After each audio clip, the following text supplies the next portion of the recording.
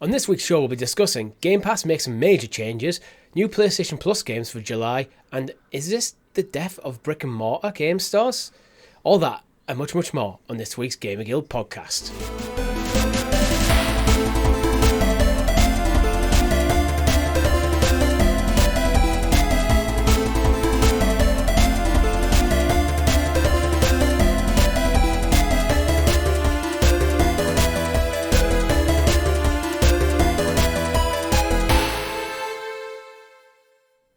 Good game, everyone, and welcome back to the GamerGuild Podcast, your weekly show where we round up all the week's video games, news, and stories for your listening or viewing pleasure right here on youtube.com/GamerGuildTV and up there in the digital clouds on your podcast preference of choice. Your podcast players for this week are none other than myself and Mr. Chris. It's me. I'm back. Not that I went away. I just realised I have a St. George's flag up, and it's hidden by my big head. Yeah. So I know it's there, but when you turned, the camera picked it up, so you're good. It's in the reflection because Richie, this could be it. We could be sat here when this episode goes live, winners of the Euros. We could be. How you feel? How are you feeling? I know we won't talk about football. I know there's everyone's immediately going, "Oh fuck, they're talking about footy again." Sorry, guys, we're England fans, and it's over. This is the last one. This is the last week. It's over. Yeah, we're England fans. We're football fans, and we're in the final. Somehow we're in the final. Yeah, that's kind of my feelings. So it's somehow we're in the final. We haven't made it easy for ourselves, although I think we deserve to beat the Netherlands. For once, we went into the game and actually looked like the better team, which is probably the first time I'd actually say that in this entire tournament. Yeah. And in a weird twist of fate and luck and the sod's law of the way football is, it was like, I couldn't see us winning it. I'm quite confident there's a good chance. Anything's down to 90 minutes. It's 11v11. And you know what? They ironically could have the best, could have had yesterday the best match of the tournament. It's been building up. They have gradually been getting better. And Spain are due a bad game, so you never know with football. But I guess the results, we won't talk about too much because the results done and dusted. It's over. We could look silly talking about it, but I'm confident. I think there's a good chance we could pip this. I think Spain are going to win, to be honest. They have been the better team the whole tournament, easily. Like some of their players look fantastic. They've consistently been the best team in this tournament. They have, but they're two young lads down the wing. Inexperienced when it comes to it, as they're both absolute future world superstars, but they are only kids, and I think a good bit of rough and tough from the older lads should help out. But yeah, I feel a bit sorry for Kieran Trippier on that left hand side of the pitch if he's the one who's starting that left back against is it that what's his name? It's Jamal Lewis is the it's Nico Williams on the left. It's Nico, yeah, but Trippier will be against the other guy. Can't remember his name, but he's like, isn't he like 16-year-old? Jamal Lewis, yeah. It's not Jamal Lewis. He plays for Newcastle. He's a left back. Oh, wait there, Lewis Jamal, is it? It doesn't matter. You know what I mean. I do. I'm not confident in Trippier winning that duel. But you know what? I am confident, Chris. What's that, Richie? And people liking this video and subscribing to the channel and hitting that bell icon so they're kept in the news of all our fantastic content here at the GamerGuild Podcast on GamerGuildTV, whatever you want to call it. We have some great content coming up. Obviously, the podcast every single Monday, 8 a.m. GMT on YouTube and podcast services. We have our live streams where I've actually did 2 Zelda streams within a month. Wow, I know. That's some kind of new record right there. It is. You mean there hasn't been a 3-month gap in between? No, it hasn't been a 6-month gap in between. So we're getting towards the end game in Ocarina of Time now. I think there's only a few streams left. Enjoying it still? I am. I always enjoy Ocarina of Time, but we've just beat, for anyone who knows the game well, just to beat the Shadow Temple. That's up on the YouTube channel if you want to go watch that. We also did the Bottom of the Well. And I think there's only Spirit Temple and then Ganon's Tower really left to do with major story dungeons. There's still a lot of extras to do, and I am thinking about at some point doing a members only stream for the clean up their side stuff. But I'll figure that out as I go. Have you been playing anything interesting? Just Sly Raccoon, Thievis Raccoonus, Sly Cooper, whatever the name was that we search for last week. I think I was talking to my brother. It had 2 different names in the US and in the UK. Sly Cooper. Sly Cooper and then Sly Raccoon, Thievis Raccoonus is the US release name, I think. But yeah, I'm still enjoying it. I'm chipping away. Again, the great thing with those older style games is it's very linear in terms of it's level structured. So every night when I've got a spare hour or 2 between looking after the little one and work and stuff, just jumping in, doing an hour, doing a couple of clean up in the areas.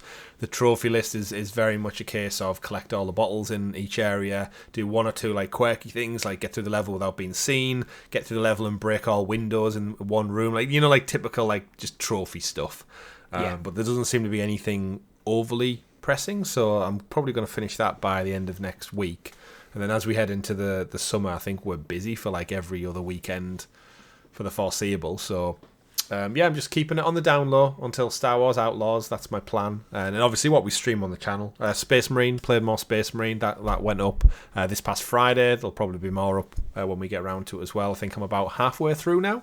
Really enjoying that one as well. And we'll probably have a live stream coming up in the next week or 2. Got an idea for it to maybe tie in with some multimedia properties that are about to launch. So it should be interesting. But just a slow burn for me right now. Slow burn. I'm also using Duolingo on my app to try and brush up on my French. Not that it's a game, but it's very gamified in terms of point scores. I'm in a Sapphire League right now, and I keep getting notifications every morning saying you're going to drop out of the Sapphire League unless you do some more learning practices. And it's like, okay, you've got me, but I'm doing quite well. Yeah, it's working. It's fun. I'm actually enjoying it. I'm on a 75-day learning streak right now. So should we stop the recording now and we'll start again? But you have to do it all in French. Ah, bonjour, ça va? I have no idea what you said. Something about apples. No. I think apples are pomme de terre, which is that might be potato. Pomme's definitely potato. It's apple of the earth. Yeah. Pomme de terre. Pomme. Yeah. Fritz. 2 beers, please. 2 bières, s'il vous plaît. And that is your French lesson for the day, brought to you by Chris. For me, I am chipping away at Uncharted 1. I have technically 2 trophies left to get, but they're stackable. They're both difficulty trophies, so I'm working on my crushing one. And this is the first point where I'm starting to see some of the flaws of the Portal. All right, okay. Playing that game and crushing on the Portal, I think I've started feeling a bit of latency. Okay. It's not a lot, but when you're on such a high level of difficulty, it's these small moments that are starting to add up. And there's a few times when I'll pull the trigger, or I'll release the trigger to go back and cover, and it's just that 1 second later and I get killed. Yeah, it's crushing. It is. Adding the size of the screen makes it harder to get headshots, especially at distant enemies. Yeah, I can imagine that, not having your full scope of view. It hasn't ruined my opinion of the Portal, or even of Uncharted. It's just this is not a challenge I should probably be attempting on that device. I do think it is the device a bit holding me back. Yeah, there's definitely a time and a place, I think, for certain things on handheld, and I think that's when I platinumed Sea of Stars, it was that was just perfect for the Portal, because there's no real speed requirement. It looks beautiful and stunning on a smaller screen. Yeah, but I think there's certain ones, I would never play Call of Duty on the Portal, something like that. I played through the entirety of Uncharted 1 story. Done most of the collectibles, most of the combat trophies, stuff that I didn't already have from my previous playthrough, without issue. It's only when I've went on to crushing difficulty that the issues are starting to creep in a bit. Yeah. And it's just a case of, I'm hoping actually I've got the platinum before the show goes live. Next on the list is Uncharted 2. Nice. But I've already got the platinum in that, so it's just going to be play through the story, then move on to Uncharted 3. Oh, I'm jealous in a way. I need to get back. I want to get back to Uncharted, in amongst other things. And then maybe I'll consider Uncharted 4, but I'm going to wait until I've got towards the end of Uncharted 3, see how I feel before then, and where we're looking at in terms of months, because with things like Star Wars Outlaws coming up, there's obviously Zelda Echo of Wisdom coming up, games I'm interested in. I don't know which way I'm going to go about that. I've got a feeling I won't play Star Wars Outlaws, you know. It happens. You've still got to finish Jedi Survivor. Yeah, I've given up. Forces well, the thing is, I said the same thing about Jedi, Jedi Survivor and Fallen Order, is they just, for whatever reason, doesn't fully grip me, them games. I know I've said in the past, one of the issues I've got with that game is I've got it on Xbox and I'm rarely home and to play it. But even when I am home, I don't feel myself gravitating towards playing it. I had the same thing with Jedi Fallen Order, where I like that game. I give it, I think, a solid 8 out of 10. But I didn't love it in the way of a lot of other people did. And I don't know why. I've never been able to put my finger on it. I think it's because you're part of the Separatist army. 100%. Roger. Yeah, I mean, I do want to play it because I love the story.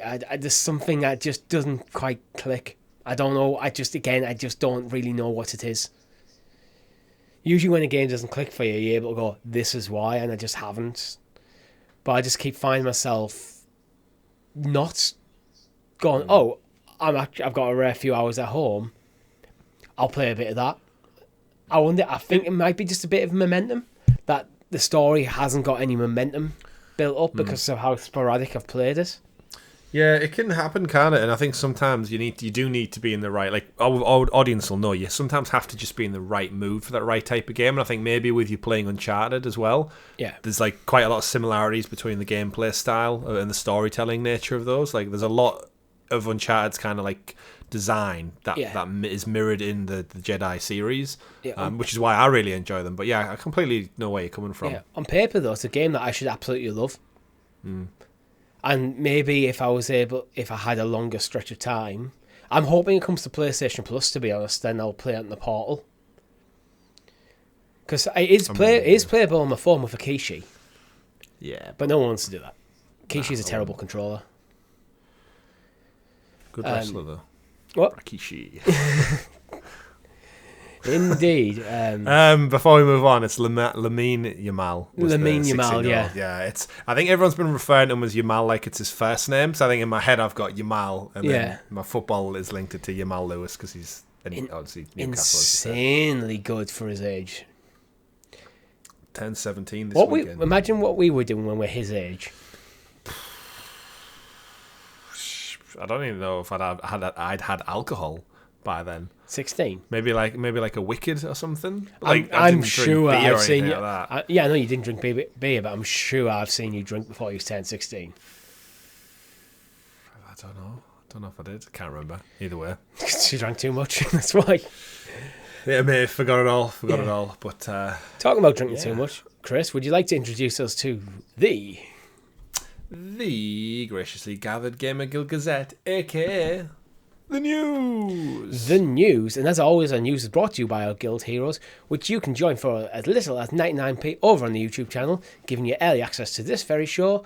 And Chris, is Space Marine gone up early access for members or not?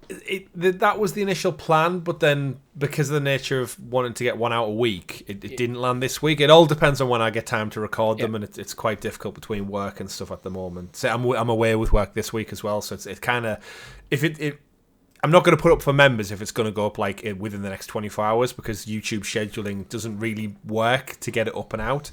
But we'll see. That is the members. Obviously, the intention is to always give them it early, but we shall see. And as I said earlier, I'm actually kind of planning a members first stream of Zelda, where it's going like I did with Child Link, but with Adult Link doing a lot of cleanup stuff. First news item of the week, Chris. PlayStation Plus. We've got some new games coming to the catalogue as you mid-month. Yeah. Better than the claimable games, in my opinion. What have we got coming? They usually are, actually, to be honest. That's what I think I've found over the last probably year or so. The quality of the claimable games has dropped off, and the mid-month ones went up, because I think with the mid-month ones are only for extra and premium, it entices you to up your membership. So on the list this month we have Remnant 2, Mountain Blade 2 Bannerlord, the Jackbox Party Pack 9, No More Heroes free. We have Crisis Core, Final Fantasy VII Reunion, and Pathfinder, Wrath of the Righteous. Oh, and there's also Travis Strikes Again, but it was not on the key art. No more. Oh, that's No More Heroes. Yeah, sorry. Yeah. So yeah, I think you're right. I think Remnant 2 is obviously the standout one. I think looking at the pool list of games that came out claimable, as you said. Remember when everyone was having a conversation about PlayStation really needs to pivot to a Game Pass model with PlayStation Plus to really benefit, and they kind of just stayed the course. And then in a way, they're getting the best of both worlds now. They're not having to put their day one releases on PlayStation Plus. They just broker these second buyer deals, and they get them. Like Remnant 2 was just short of a year old. So it's not even hit that anniversary time yet. And you're getting it. It's claimable. So you're right. I think it pushes people towards premium, which is give or take similar to Game Pass pricing structure. Although we'll talk about Game Pass's pricing structure soon. And I remember Remnant 2 got loads of praise. I think it reviewed really well. I think it was like 8s and some 9s from some people. Over on Steam, it's got recent reviews, mostly positive. Overall reviews, very positive. And that's out of 36,000 reviews. Not bad. This is like a very, very well-reviewed game. And yeah, getting anything under a year old, I think, is always a great win.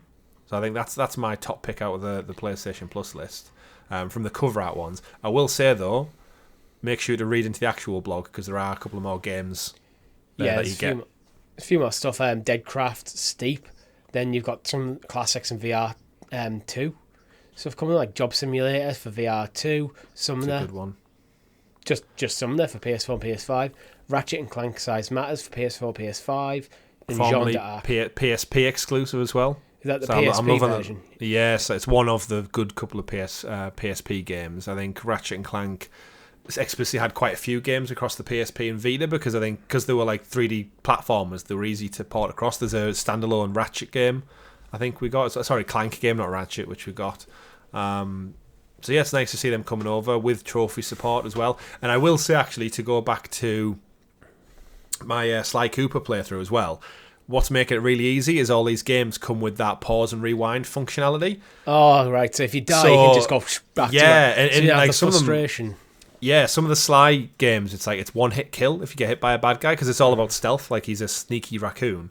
And I played like the first 4 or 5 missions, and I was getting a little bit frustrated at like getting caught out by, because I'm trying to obviously go through it quite quickly. I'm not like taking my time because it's an old game, so there's no like modern sensibilities to keep you engaged as much as you would probably find in a new game.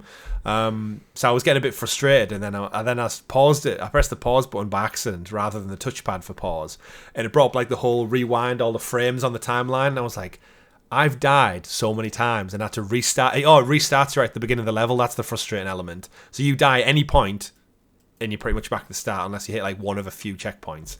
And so I was getting irritated by that, thinking, I've got to go through it all again, collect all the coins again. And then I realised, I was like, shit, I could just literally pause it the second after, rewind by 20 frames, and I'm good. There's nothing more frustrating as a gamer than sometimes there's just having to repeat a large section of the game to get back to the challenge that you're trying to beat. Over and over. I've had it with Uncharted, actually. There's been times when there's like, I'll clear out an area, move forward, then one enemy will just one-shot me with a pistol across halfway across the map, because that's just what crushing does to you. And then suddenly after I'm going back to before the massive fight, and it's like, so I have to do that again. Yeah, and then you've got different guns again that you need to go and find, and then the enemy, it's inconsistent what the enemies do sometimes. So you can't. It's not like you can just learn it. Learn a pattern sometimes.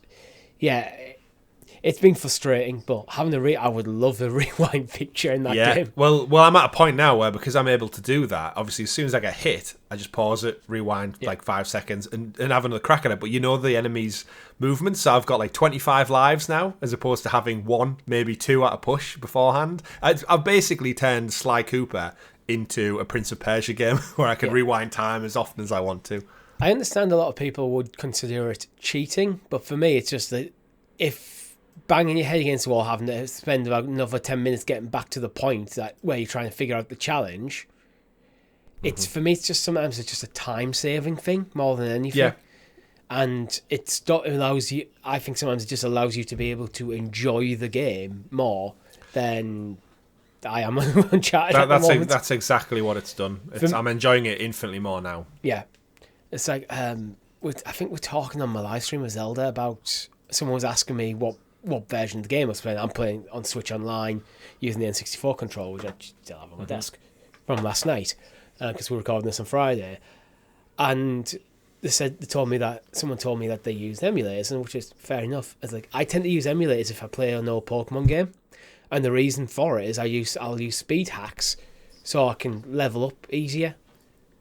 Because some of the old Pokemon games are slow and sluggish, and it's like, and you know what? I don't want to spend weeks and weeks and weeks just to level up. I just want to get through it.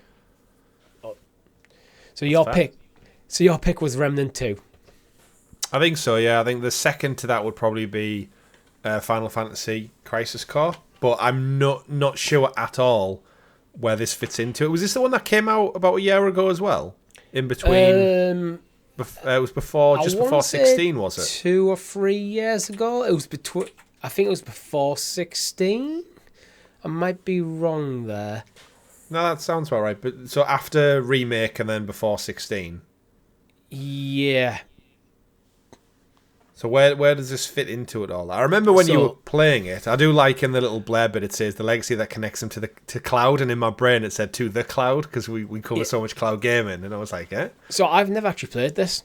I actually have it here on my desk. I don't remember you playing. Oh wait, you went back and played through. I played through 7. So this is basically a prequel to 7. Right. So it is how the different number Final Fantasies are completely different, basically different universes. This is in the Final Fantasy VII universe. I want to say it was originally a PSP game. The remake is PS4, right, PS5. And in the engine of 7. Yeah. Gameplay is different to 7 a bit, but it's set... The story-wise, it's set before 7, before the events of 7. I believe that you have the classic scene at the start of 7 where Cloud comes riding in on a train. I believe it's the events that lead up to that moment. Right, okay. But again, I've not actually played through the game myself yet. I have it. It's actually my girlfriend's copy is the one I've got from when I was doing a bit of a Final Fantasy binge earlier in the year. But then I kind of burnt out on Final Fantasy and never got around to playing it. Yeah. And I just remembered when I saw it in the news that it was actually on my piano behind me. Hey, that's been that's there for cool months. That it's sat there, especially if you like while you're fatigued. When you want to go back to it, it's there. Yeah, I do. I can imagine the gameplay being different because of the nature of it being a portable game originally. Yeah. So it wouldn't have had the processing power or the scope of a main console entry. Yeah, and it's a spin-off as well. So the spin-offs tend to be like any franchise, spin-offs tend to be a bit more experimental stuff. Yeah. I've like sideway to spin-offs. I've been watching the Gen V of The Boys on Amazon as well, and actually I'm enjoying that more than the main season.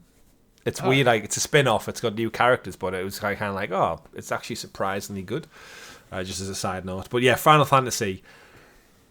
I have no idea. I'm so glad that I'm. I loved 16. Yeah. I think it was my game of the year last year. But I'm so glad Alan Wake topped it at the end. Yes, it did. It did. Yeah, just nicked in there. Damn you, Alan.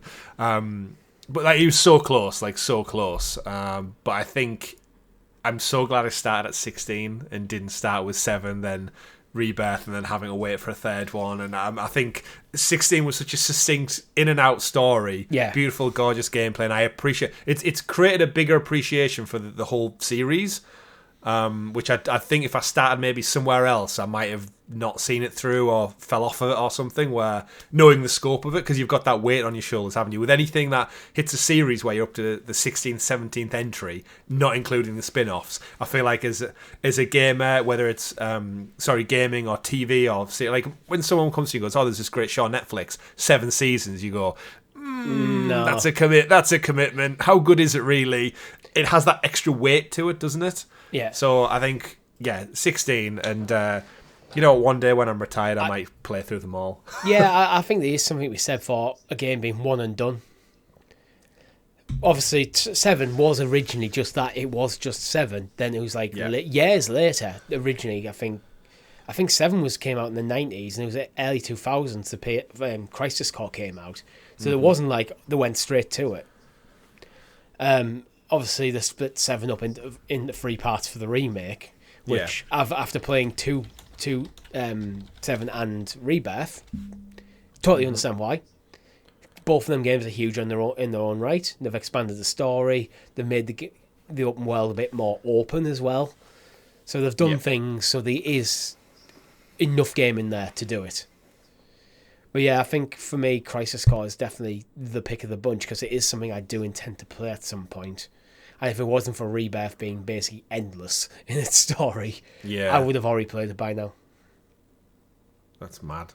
I was looking. I've just looked on Reddit as well. How many total Final Fantasy games are there? And how many do you reckon? Well, take a pot shot guess. There's 16 mainline titles. I would add in the 2 remake titles. That's 18. Remakes, yeah. Add in, I think, is it Final Fantasy 11? There's 3 parts to it. Right. I want to say, so I'm going to add another 2 on that. That takes us up to 20. Pixel remakes? How many of them have they done? Oh, Christ, the Pixel remasters, there's 6. Yeah, right. There's 6 of them, so that's 26. Then there's Final Fantasy X-2. That's 27. I'm going to say about 30. Okay, so there's obviously the tactics games and the portable ones as well. I'm going to go 40 then. Yeah. And there was Game Boy releases back in the day of certain things. So all in all, this list reckons there is between 95 to 120 because there was also some that were Japanese released only. Crystal Chronicles, Mystic Quest, Japanese and North America only. X2. Tactics Advanced, Legends series, like stuff I've probably never even heard of. The Saga series. That's something I want on this. I'd love to see come to PlayStation Plus, the Pixel Remaster collection. Yeah, I'd love that. There's so many. Well, after playing Sea of Stars, that's where I was like leaning towards. Like maybe I should try a Final Fantasy Pixel Remaster, but the price for the collection was like 40-50 quid, and I thought, no, I'll wait off on that one. Yeah, to be honest, it's worth the money for the amount of games you get. Yeah, but I'm like you, you can buy them separate, but it feels like that's a bad decision economically. Yeah, you want the collection, yeah, and it does feel like it should have eventually come. But I also kind of want a remake, and you know how Dragon Quest 3 is getting a 2D HD remake. Yeah, that'd be awesome for the original, like the original like SNES ones. Like, I think that would be an amazing thing, and it is Square ones that who does them. So, and then where does online fit into it? Because online gets like yearly expansions now, doesn't it? So are they like games unto themselves now, or I would take online even expanded as a single thing, like because you can see the expanded as DLC. So, like Final Fantasy 16 got DLC. You're not counting them as new titles. Yeah, that's true. That's very true. Unless you're the Game Awards and you get what was the best ongoing game for Cyberpunk or something. Yeah, it's weird. Cyberpunk's a good game. But aside from Remnant, that Jackbox is always a fun game. There's a couple of nice other smaller ones in there that look like they'd be a good laugh. Steep was fun for what it was if you like snowboarding. And Job Simulator is one of the best VR games out there. It's just a shame VR is dead. But the catalogue gets bigger, and like you said, it's competing with Game Pass without having to directly compete with Game Pass. So yeah, indeed. Interesting. Shall we move on to talk about Game Pass? Actually, yeah, unless there's any other games we want switch. to talk about. I think Mountain Blade 2 is meant to be decent. Yeah, I think Rob will probably be happy with that. Although I reckon he'd play it on the PC. It feels more Mountain Blade feels to me more like a PC game. Yeah, it looks it as well. Yeah, let's talk about Game Pass because we've had some major changes actually to Game Pass. Well, we haven't had them yet, but they are coming. I don't even know where to begin with these changes. So there's a new tier and the price changes. Should we start with describing what the new tiers will be first? Yes. I mean, yeah. So they put out a blog post this week, didn't they?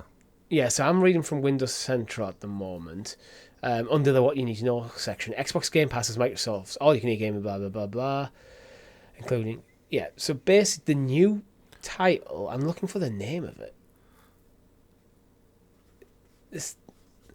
So so here's what you need to know. The website's really bad because it puts adverts and stuff in between the information, so it looks like the article's finished, and actually the core of the information's further down. Xbox Game Pass for console is going to be shuttered to new users only. So basically, if you want Xbox Game Pass on a console, it's only if you're a new user to the platform. Don't know how they're going to manage that. I guess it's going to be like a welcome promotion if you're new to Xbox, which seems a bit harsh on current users.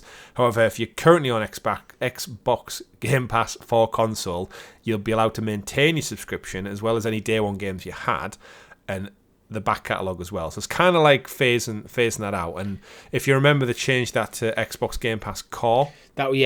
Which was games with gold. Which we always felt at the time this was them phasing it out. But eventually, I thought Game Pass Core was going to get phased out. It's still going to exist, at least in these changes. Yeah. There's a new standard tier is coming, which is basic Game Pass, as you know it, but without day one games.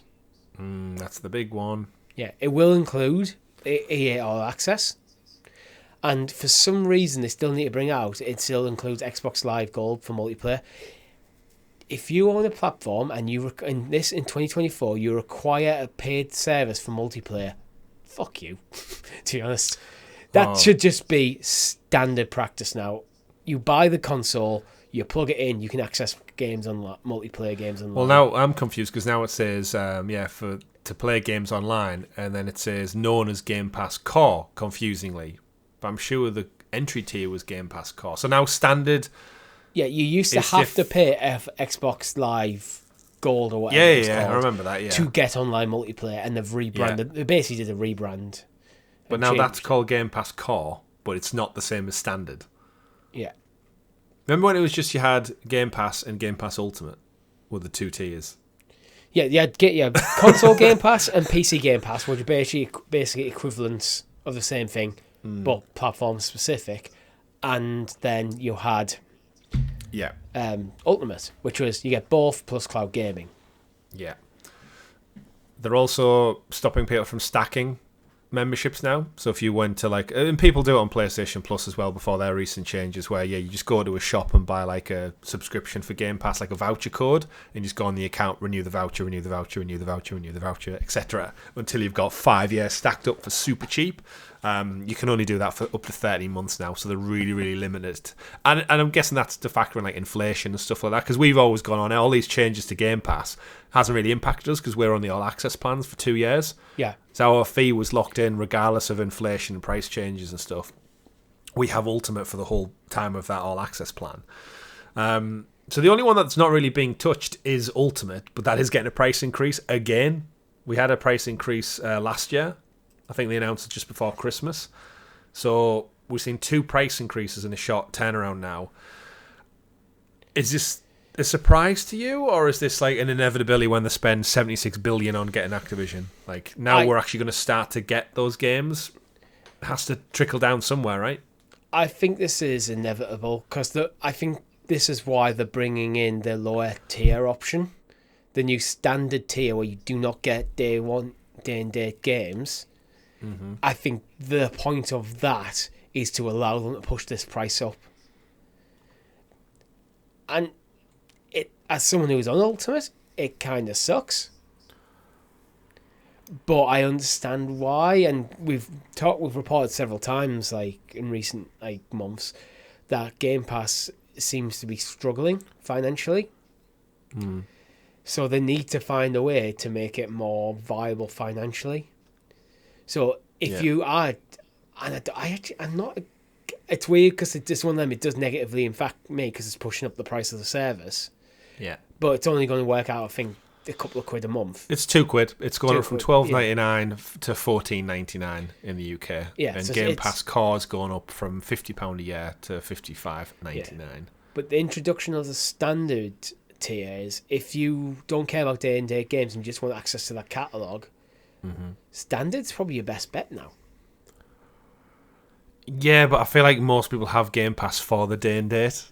Like that is the biggest pull, and I think that's why they're making this distinctive split, because they know, and PlayStation have said this from the beginning, the value is in their day one first party games to draw people in. So I think taking that out of one of the tiers, just like we've just praised Premium for doing, it's pushing you towards paying the extra bit. And you know what? It's a weird one, because as you said, it will impact you and me both, and most of our audience. At the same time, it's still so much value. Like, if you know you're going to play at least 1 or 2 games from that Xbox library, that first-party library, within a year, you're making your money back anyway, rather than paying £70 a pop for a title. So, it's still the best value in gaming, hands down, for me, even with the price increases, if you're an Ultimate.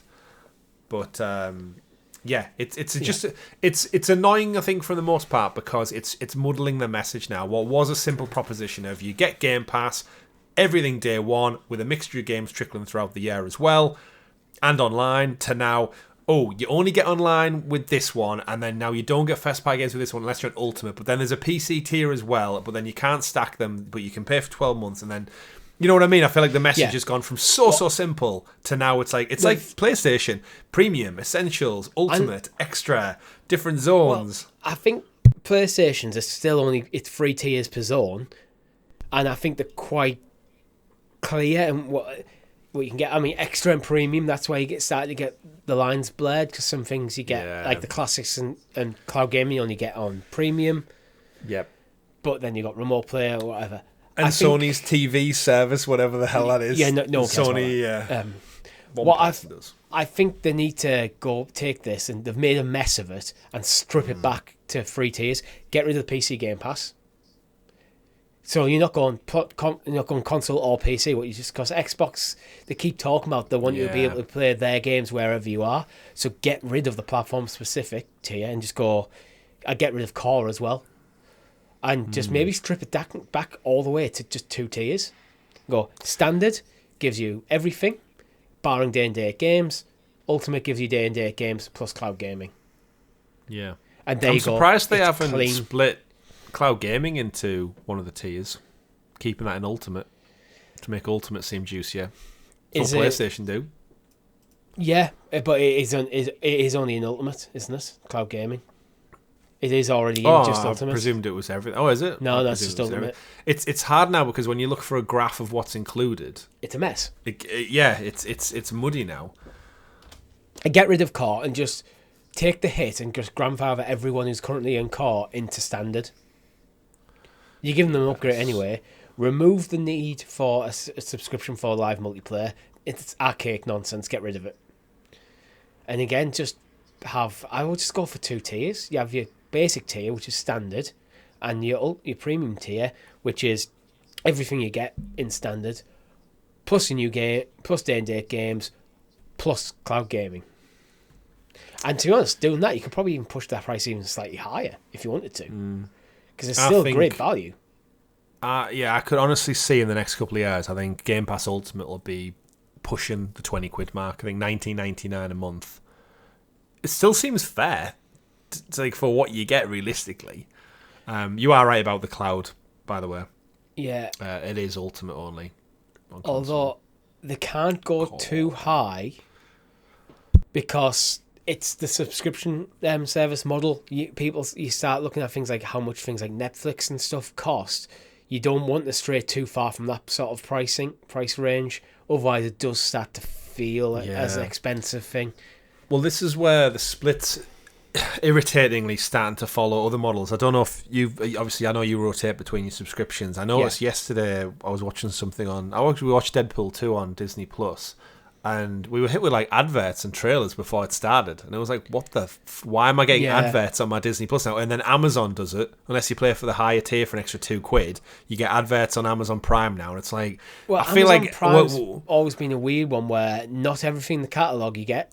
Some things that you just still have to pay anyway, and it's like, no, there's nothing worse than seeing a movie on Amazon Prime going, let's watch that tonight, and then you click it and it goes, rent it for $6.99. It's like, you bastards. But I do feel like we're starting to get nickel and dimed as they look to penny pinch. And it's all well and good going, we'll introduce a new tier that's lower. But it's like, but then you're forcing your original user base up a tier just to get what they already had. It's almost like a more disgenuine way of doing it. Yeah, I'm 100% with you. It sucks. Because now I'm like reluctant. I'm like, well, I can suffer through a few adverts. And like when we got them watching Deadpool, I said to my wife, it was like, we're literally slowly regressing back to just cable service TV. Yeah. I have adverts. It was like that was the great thing when Netflix and stuff started off. It's like you didn't have adverts. You hit play, you could binge the whole series with nothing. And now I'm back to, but you need to pay a premium for that benefit now. It's like, but that was one of the core benefits. And like similar to games day one was the Game Pass message through and through. Play Xbox titles day one with Game Pass, except for now, only on Ultimate.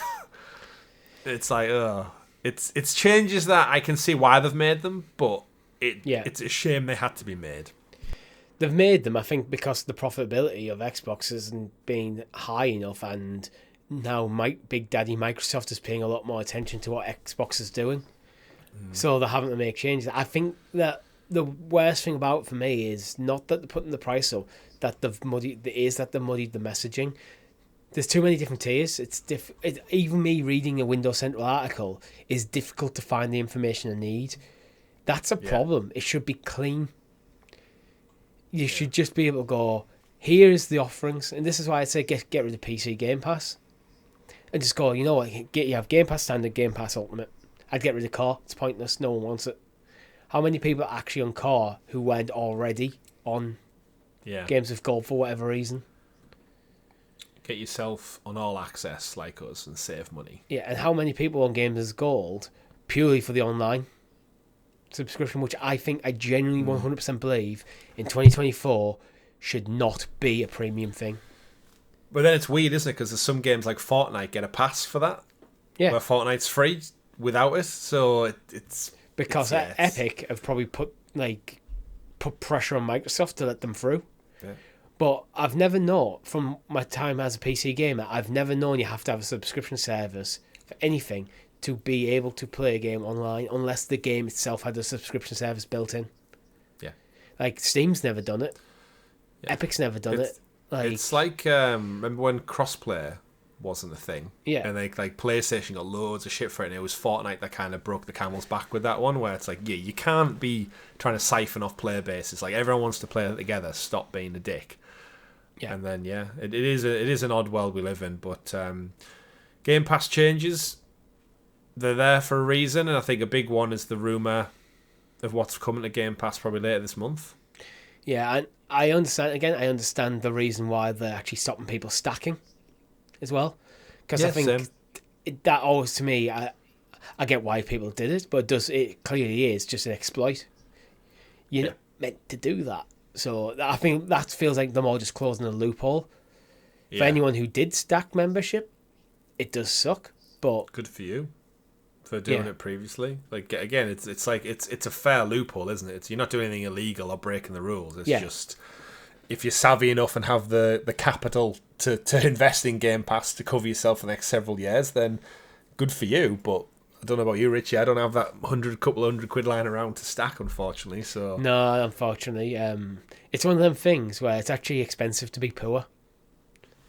Yes, it's true. There's a theory in economics where, because let's say if a poor person has to buy a pair of shoes, they'll have to spend. They can't afford to buy an expensive pair of shoes, so they buy a cheap pair of shoes, and a year later they run out, so they buy a pair of shoes, and a year later they buy a pair of shoes, and so on and so forth.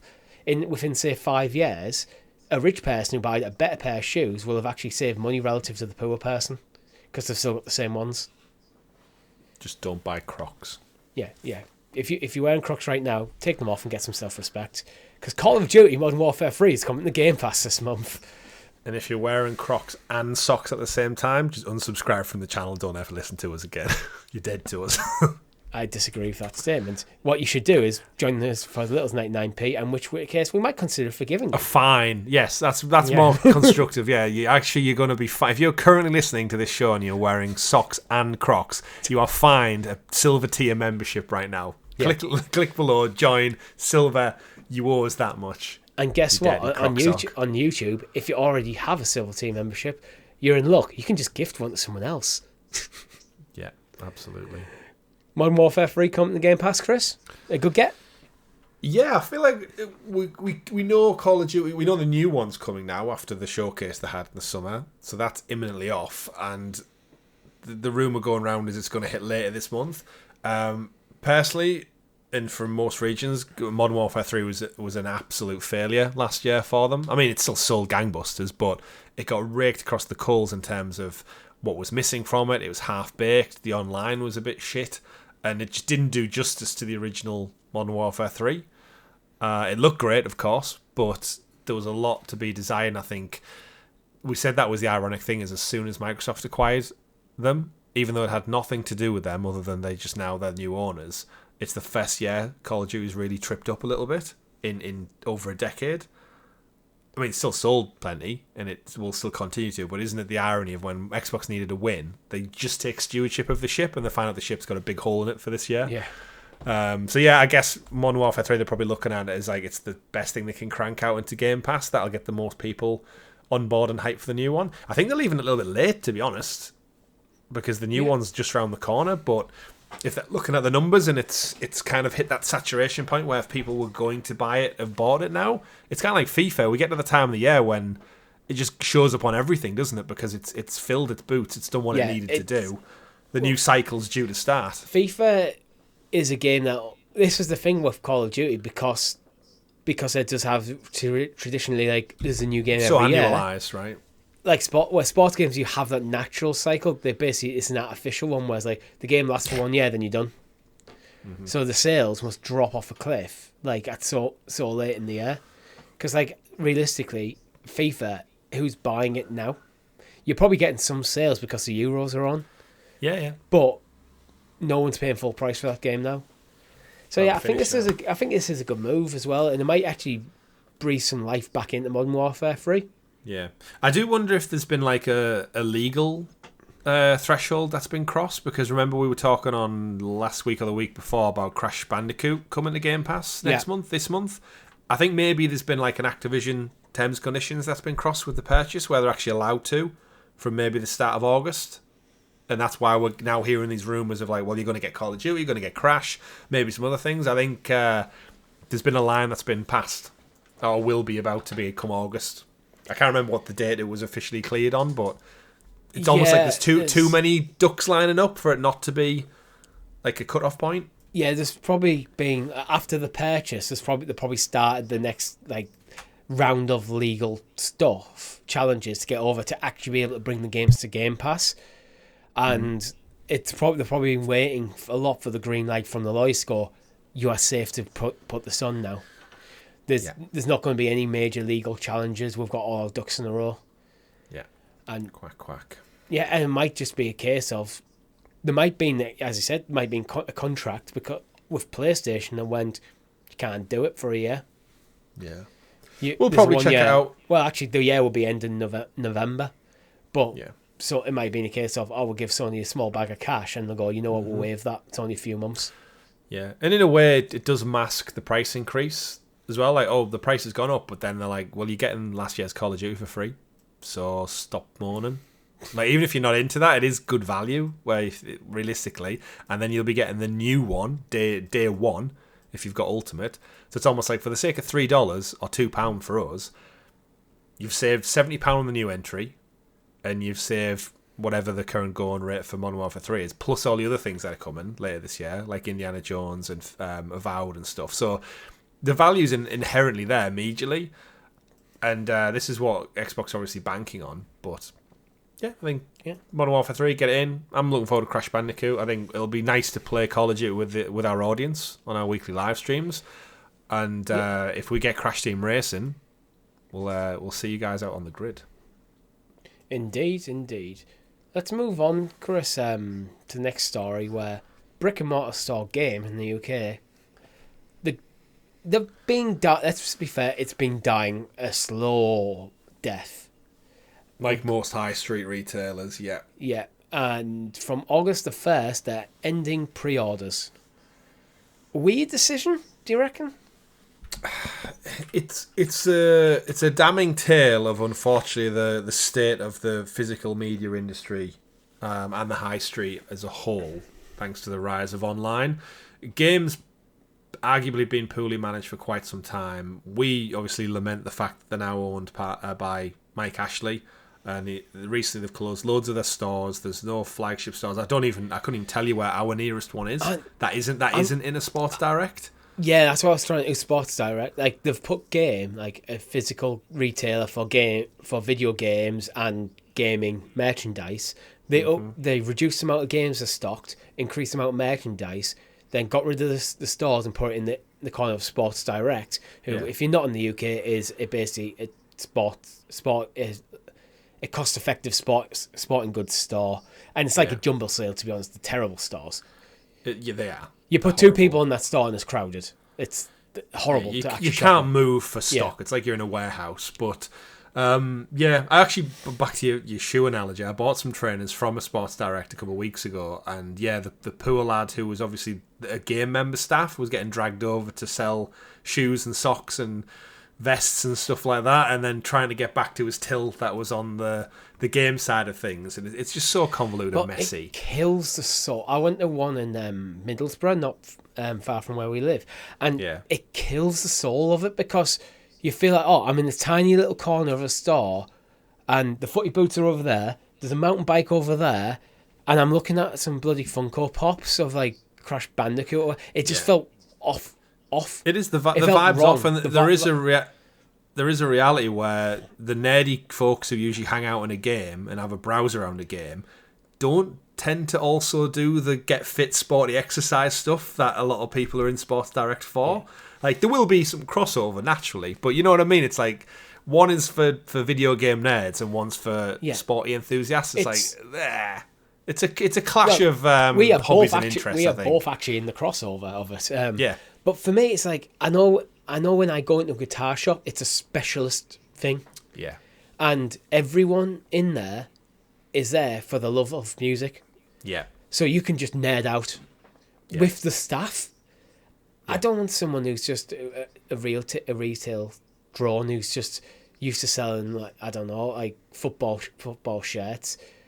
You want expertise knowledge, don't you? Yeah, imagine you're someone's nana and you want to go, you've walked into a game and you're asking someone, my son's into this game, and the person behind the till is just like, doesn't have a clue because they're not a gamer. Yeah. A store like this should be staffed by gamers, because you want people who can talk about the games. They might not have played that game, but they should have heard of it. That's how you make these specialist stores work. By adding value, and the value comes from people.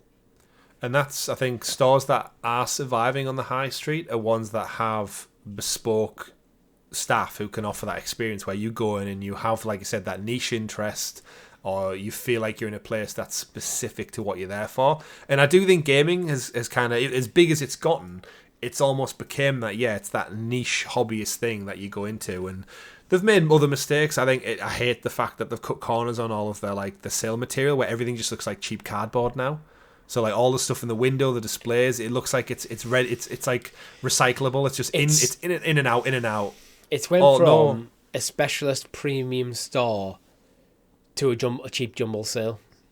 Yeah, there's some Funko Pops. Let's be fair. That's all Mike actually second-hand does. phones. That's all Mike actually does as a business. When he owned Newcastle United, it was exactly the same. It's all about cutting costs, stripping everything back, and never investing. How much money can I get out of this? And when he's not getting enough money out of it, he starts closing it down, and that's what we're seeing. Yeah. In what the stores like this need, and I do think brick and mortar is important for the gaming landscape, especially with physical media. And you can use your add-on sales, your Funko Pops, your merchandise as the way to bring it up. Yeah. But like you said, it's been a slow burn. I think the website is starting to slow down. But the news this week is I think a couple of weeks ago we reported that they're getting rid of their loyalty program. So the points, if you have any points, their cut-off point is like later this year. But then this time round, pre-orders, 21st of August, that's getting cut. To stop taking pre-orders is a damning sign that, like, if you aren't banking cash for future releases, that is a sign that they won't be here by Christmas. That looks bad. Yeah. Here's the thing: pre-orders are not for consumers; they're for businesses. Because pre-orders means that whoever's stocking these stores knows how much they need to stock. they make it stocking so much easier because they know how many copies they need to buy.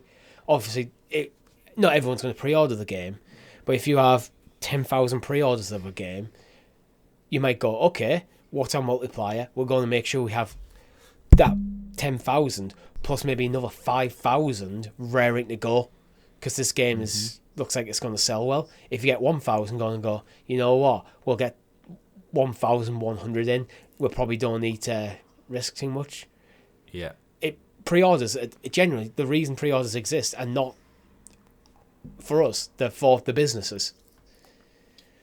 That's why you have to give pre-order bonuses, because you have to put some value for the consumer in there. So to stop pre-orders at all suggests that what he's trying to do is they're trying to just cut down on the logistics of, there's one less thing we need to worry about logistically. We just have to stock and that's it. And he doesn't care if you come to him and buy it, because I think he's already in his mind. He knows he's closing this up. He's liquidating assets completely, isn't he? Yeah, completely.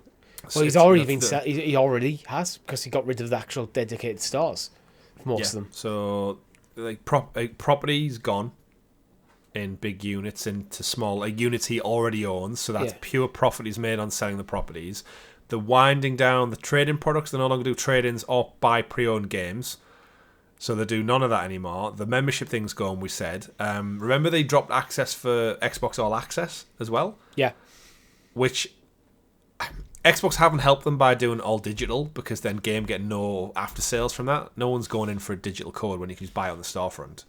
So like their income stream for Xbox must have suffered massively in the last couple of years. But that's part of adapting your business, and I don't think you cut off a line when considering the line for that is literally a bit of cardboard on a wall. It's not like going to take up a huge amount of retail space.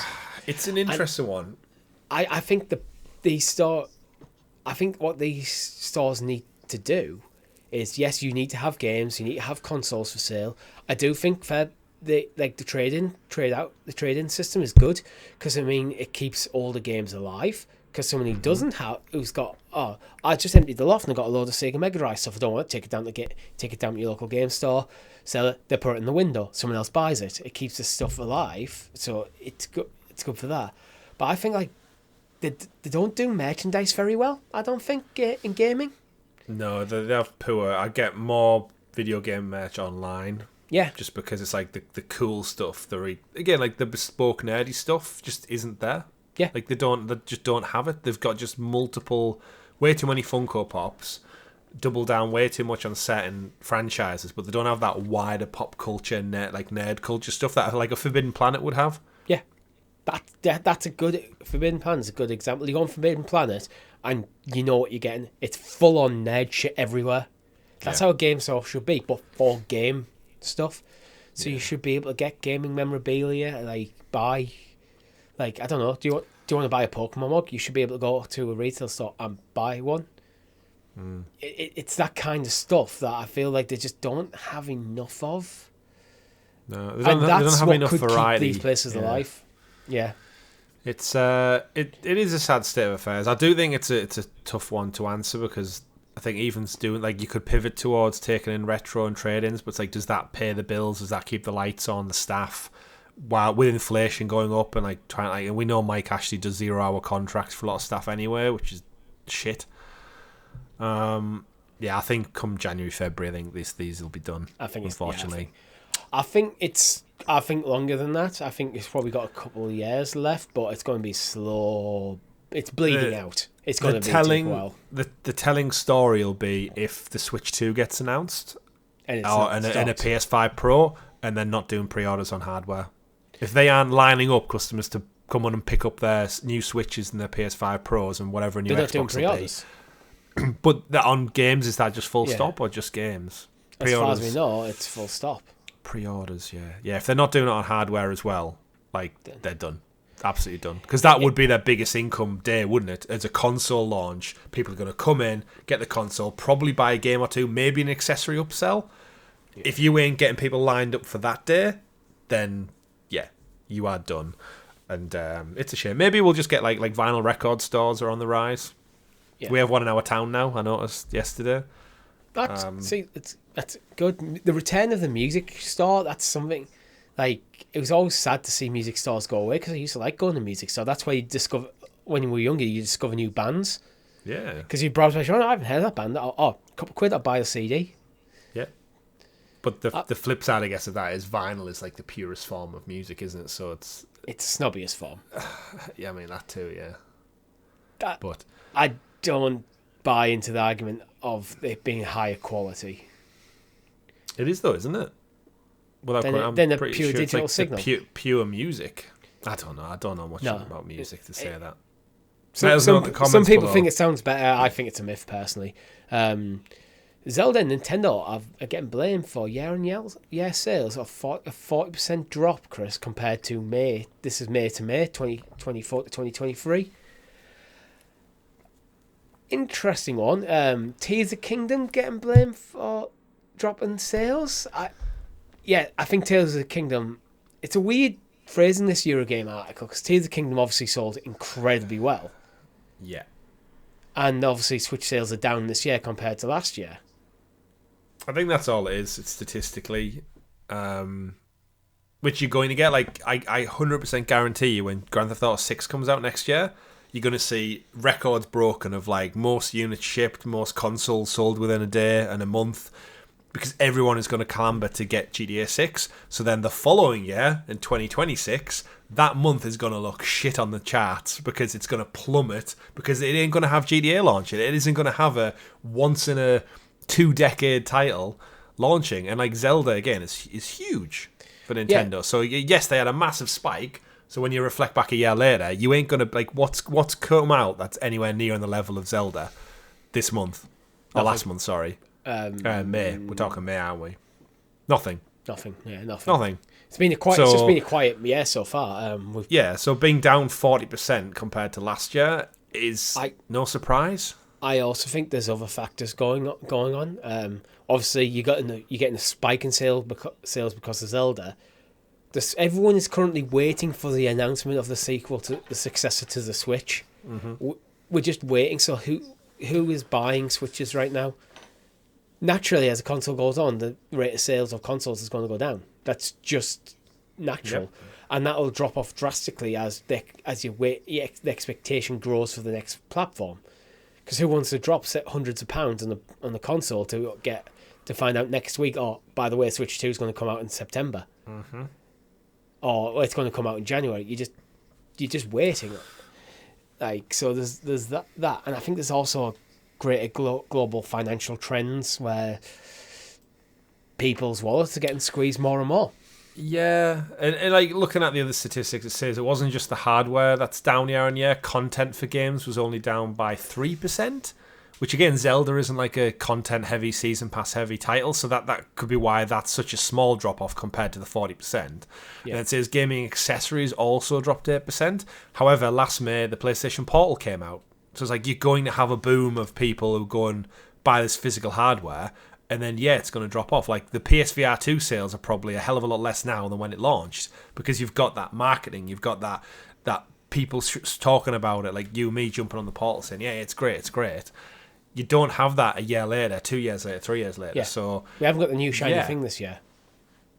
Yeah. Well, Tears of the Kingdom, let's be fair, was probably one of the most anticipated games of all time.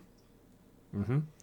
Oh, well, maybe not of all time, but over the last 10 years, everyone loved Breath of the Wild, so everyone was like, oh, Tears of the Kingdom, I can't wait to get our hands on that. Yeah, so, you're going to see a spike. And as you mentioned, the Portal, the PlayStation actually struggled to keep up with demand. They struggled to produce them at one point quick enough. So I think, just in general, it's just... The market's okay, though. It's still currently worth $22.8 billion a year in US dollars, so I think it's not going anywhere. I think people can panic as well when markets slow down, but sometimes they just go in peaks and troughs. And they're in cycles. At some point, the market might shrink a bit. Mm-hmm. It's not real reason to panic as long as it's shrinking too much. Again, and sometimes it is just a case of we're quite far out from recent console launches. Yeah, and mark my words, Grand Theft Auto will be huge next year. 100%. Like, people who've been holding off on buying new consoles, people who want to go out and probably buy the PS5 Pro and whatever the new Xbox is. Obviously, it won't be on Switch 2, but there'll be that launch as well at some point, probably around next year. We'll see. I'm not expecting it to be, but it could be. But it's just going to be so big. Like we have friends who've probably not played a game in probably over a year now, who will go out and spend a fortune just for GTA 6. Yeah. And again, we haven't had a new GTA for how long now? 2013 was it? So well over a decade. Yeah. Like, this is a long time coming. So yeah, it's gonna be huge. But yeah, I think you're right. I wouldn't pay too much heed to this. Yeah, you know what isn't a long time coming? Palworld developer has signed a deal with Sony to expand the franchise beyond video games. Is Sony trying to make its very own Pokemon with Palworld? I mean, when I saw the headline of this article, I genuinely thought PlayStation had bought the studios. That was my initial thought. Right, but no, and then it's not PlayStation, it's Sony Music Entertainment and Aniplex brands, whoever they are. Yeah, Aniplex, like an anime company. Okay. I think they're owned by Sony.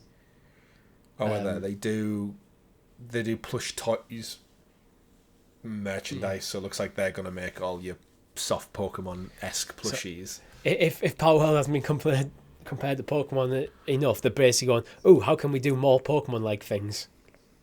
Yeah, I mean, it's not even on PlayStation yet. It's Xbox and PC. Oh yeah, I forgot about that.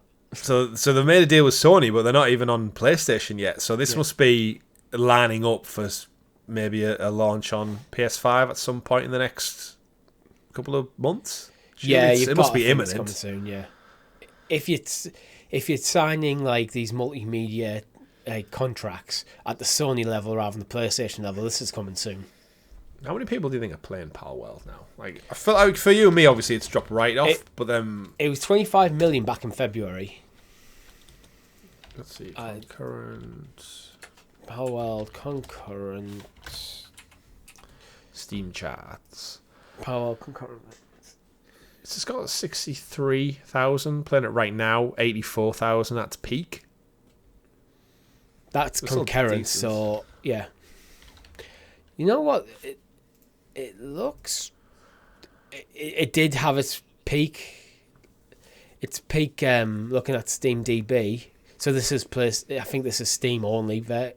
Variations was at 101,000 back in January 28th. By March the 11th, you're down to 137.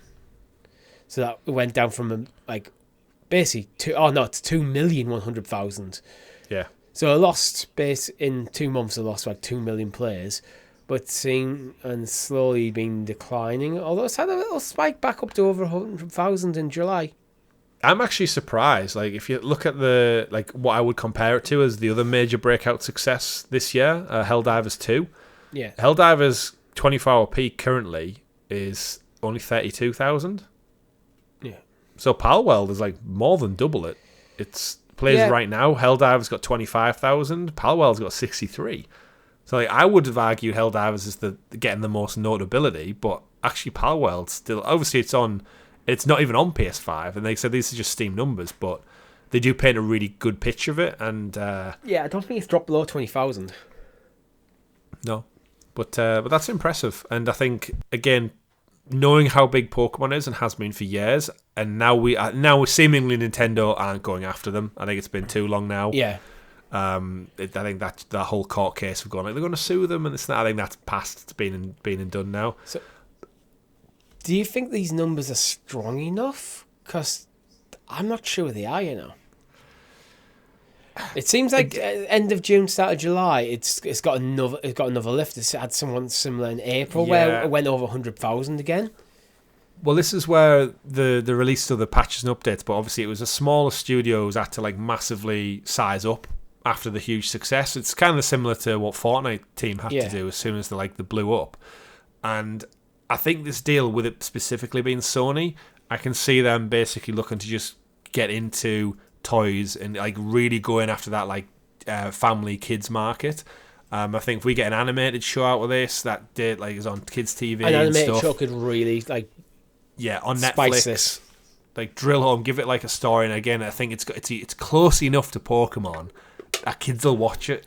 And then it is like that again, building from a small seed upwards. So then when Palworld 2 comes out, or an update version, or whatever their intentions are for it, it's in pop culture more than it would have been without this multi-brand push. So I think actually having it in entertainment and music, if we get an anime, maybe a movie, some plushy toys, some t-shirts and stuff, I think some solid synergy could see Palworld actually be around for a lot longer than anyone had ever thought at the beginning of the year. And I think it's going to sneak in there with 1 or 2 awards as well come Game Awards season. Potentially, yeah. I think with ongoing game or something. Yeah, best newcomer, those kind of things. I think with Sony Music Entertainment being involved, that probably goes hand in hand with the anime. Get yourself a catchy theme tune, published and owned by Sony. Yeah. And then I think this studio could end up getting bought by Sony, Unless Microsoft swoop, because it was exclusive on Xbox, and that's where it picked up a lot of its traction early doors, because it was free. It was, but if this gets a PS5 launch, if maybe a PlayStation Plus launch gets the numbers back up, Sony might just go, there you go. There might even be a contract already pre-signed where if it gets over certain numbers, I get a contract clause goes up and the purchase goes through. I wouldn't be surprised about contracts like that existing. Yeah, I mean, Pocket Pair, the developers, where are they even based? Is it Japan? A Japanese developer, so PlayStation could be in there with just the locality. Yeah. Well done, Palworld. Making deals, making moves. Well done. Hopefully we'll see more from you in the future, because you know what we are seeing more of, Chris? Planet Coaster. Planet Coaster 2 is coming this autumn. Yeah, quick turnaround. They've been teasing it for some time, but to actually finally get an announcement trailer, it's good to see. I'm a big fan of Planet Coaster. I've enjoyed playing. Again, I'm a roller coaster tycoon fan at heart, and this series is very much the spiritual successor to that. A lot of people who work at Frontier used to work on the original roller coaster tycoon games, so to see this coming out, it's great to see. We know they support the games quite well. We've seen it with Jurassic World Evolution, which somehow Frontier are making a third entry in that series. I was talking to my brother about this one. It's it annoys me that Jurassic World Evolution wasn't just one game and they added more dinosaurs, they added more rides, they added more park infrastructure. Then they did a sequel, and now they're doing a third game in a park management. It's almost like it doesn't need it. It's ripe for being just a platform. And Planet Coaster, in a way, I feel the same about, but it's been so long since the original. It's almost the engine and stuff has moved on enough for it to kind of merit a sequel now. Although this one is the big focus, the going ones. It comes with water rides, and it's like that should be standard for a theme park, if you ask me. Like water rides, dinghies and stuff. It's like, yeah. I think you're on mute. These are sort of games where I think one game a generation is about the right cadence. Yeah. Then you support for the entire console generation, and then as you get the new technology next console, you have the next upgrade, and ideally you want to try and get it out in the first quarter of that kind of console generation to give it the legs. Yeah, but this is the sign of the industry though as well. At the same time, like back in the day, you would have just got everything there to either unlock or use, and then now it's like, oh, there's more cosmetics for these roller coasters come with different tracks, or these ride carts are different, or your ticket entrances are themed different, like jungle theme and stuff, but it was all included. So like I said, the water stuff being added, it doesn't hit as much as I think they think it does for me, but then I'm the guy who would build a log flume and roller coaster tycoon and raking the money out. Like that's the first ride you should build in roller coaster tycoon if you got the cash, because it rakes it in. But Frontier doing a couple of things. They're back to what they know best, which is this is what kickstarted them off. But it's not all good at Frontier, Richie. It's not. Just touching on the water park stuff before we move on, actually, I'm kind of with you where it feels like this is just highlighting something that should have been in there to begin with. Yeah. But maybe the engine didn't run water physics very well. The downside, going off Frontier is Cities Skylines 2 console relaunch is delayed indefinitely. They haven't got it working yet, and so they're not going. They've got originally had an October date, but they've got rid of that, and they're not releasing it. In the post, Paradox's team said slow and steady progress, but there's still unresolved issues that need to be addressed before it's ready. I'm paraphrasing here. We expect to receive a new release candidate, which will undergo for a review in August. This evaluation will determine whether we can begin the submission process and provide a solid release date, or further issues need to be addressed. Basically, they're not putting a release date on it because they don't know themselves. Yeah, it's an interesting one. I mean, I'd rather they did that, but in an interesting pivot, you've got the kind of two simulation things. You've got Frontier over here doing everything in order, doing the right thing, and then Paradox seemingly like struggling to get this out. But it had a rough start on PC, if you remember City Skylines 2, where it almost wasn't ready to go. It got delayed a couple of times. So this now getting delayed as well. It's obviously the right thing to do, but it seems like they're struggling a bit. I don't think they delayed the PC version. I think they delayed the console version so they could focus on getting the PC version out properly. But I'm sure there was something. I can't remember. They did early access. So I'm reading from a Eurogame article. Ahead of its release, Paradox confessed the city building sequel had not achieved the performance benchmark we targeted, but it still decided not to delay the PC launch. Then back in April, the company, along with developer Colossal Order, issued a stark apology for the state of City Skylines 2. So I think they knew it wasn't good enough, but launched it anyway. Yeah. Looking here, it's got technical issues. In the days following the launch, the game received mixed reviews. The majority of reviews criticising the game's various performance issues and noticeable bugs. Since its release, it's failed to shift that perception regarding the game, with the majority of community reviews still being negative on Steam. It says in here, sales, it reached more than 100,000 concurrent players on Steam, but come February 2024, Paradox revealed it had only just sold 1 million copies.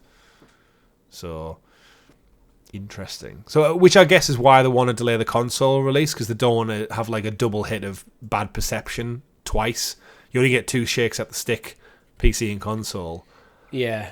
And I guess it's like, right, this could be the critical turning point for this franchise and IP, because Cities is beloved, but they rested on the original for so long. Like, I can do nothing but applaud them for how long they supported the original for. It was like 8-9 years nearly.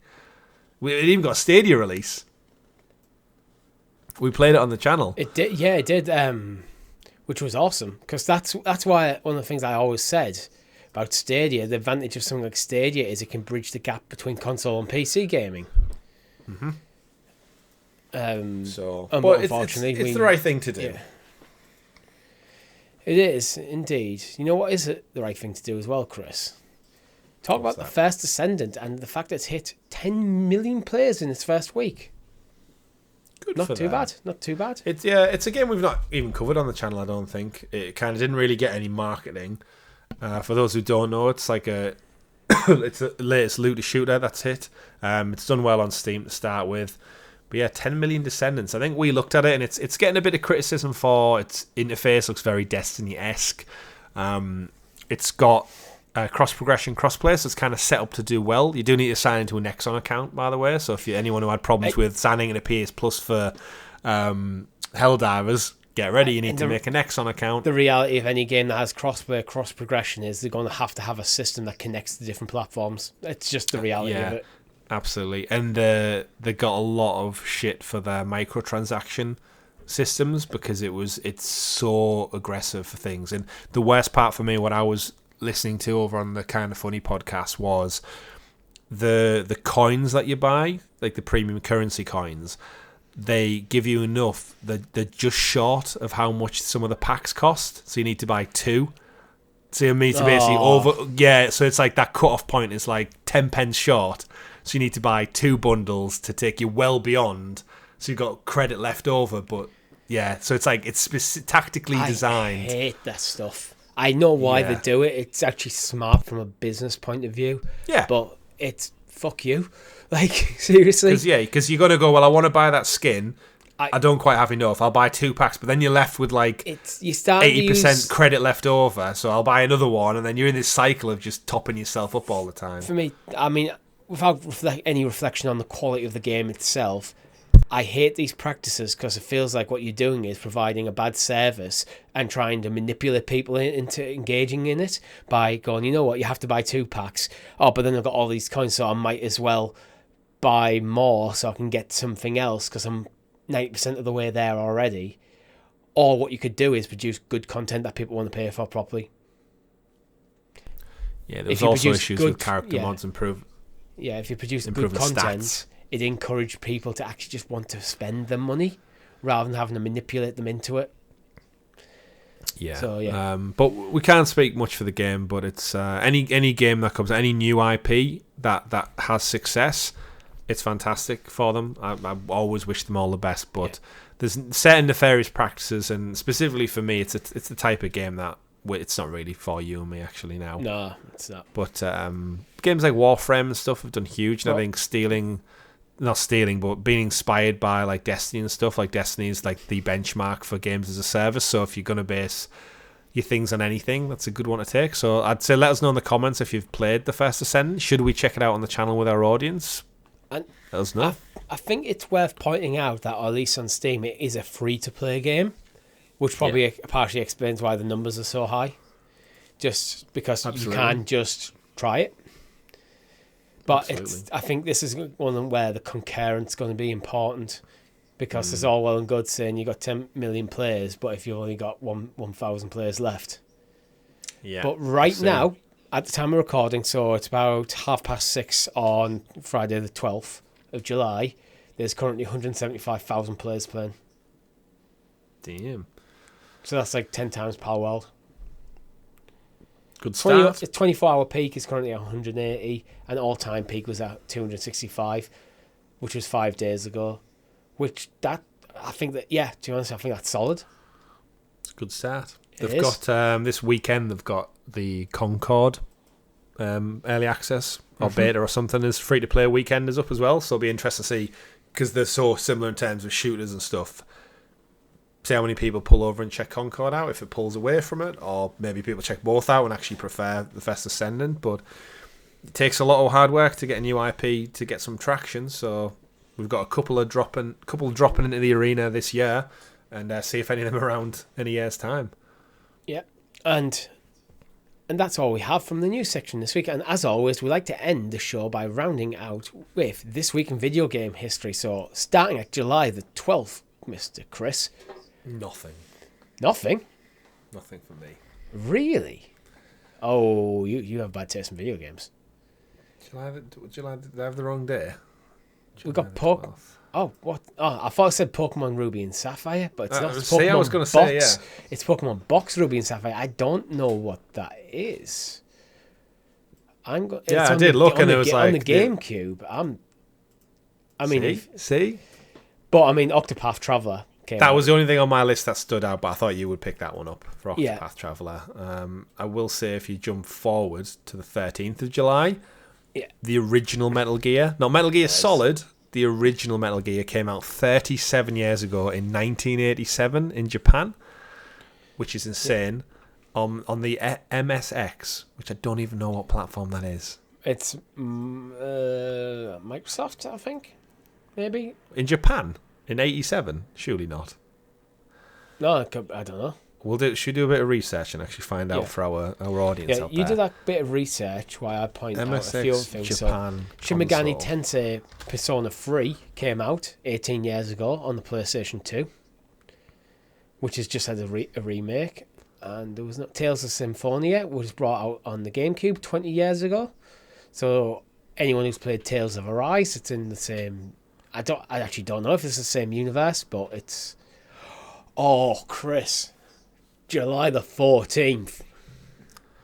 I did look ahead to that one. And that was the day I was sitting on until you raked me across the coals, and I went back 2 days to go like, oh, what is there? Yeah, it's Mario Day almost. Hell yeah. It isn't half. And when we say Mario Day, what we're saying is 41 years ago, on 1983, the Mario Bros. Arcade game came out. Wow. Not the first appearance of Mario, though. That was in Donkey Kong. It was. 32 years ago. What was he called? Jumpman. Mario Jumpman Mario or something. Jumpman.